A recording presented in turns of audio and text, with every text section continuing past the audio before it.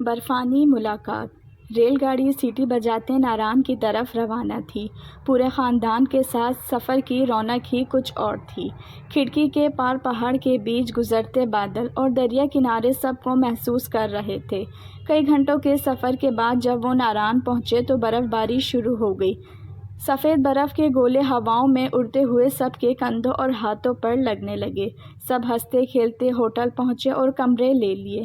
شام کو ہوٹل کے لاؤنج میں ایک لڑکی کتاب پڑھ رہی تھی اور سامنے کی کرسی پر ایک اجنبی لڑکا بیٹھا تھا جو بار بار اسے دیکھ رہا تھا۔ کھڑکی کے باہر برف گرتی رہی اور اندر خاموشی چھائی رہی۔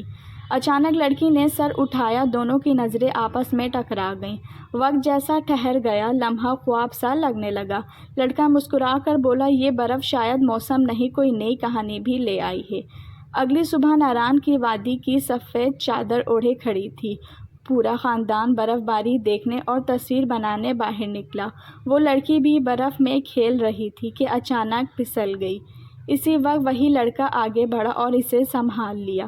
لڑکی نے شرمائی ہوئی نظر سے کہا، لگتا ہے آپ بار بار میری مدد کے لیے ہی سامنے آ جاتے ہیں۔ لڑکے نے ہنستے ہوئے جواب دیا، شاید یہ وادی ہمیں قریب لانے کا بہانہ بنا رہی ہے۔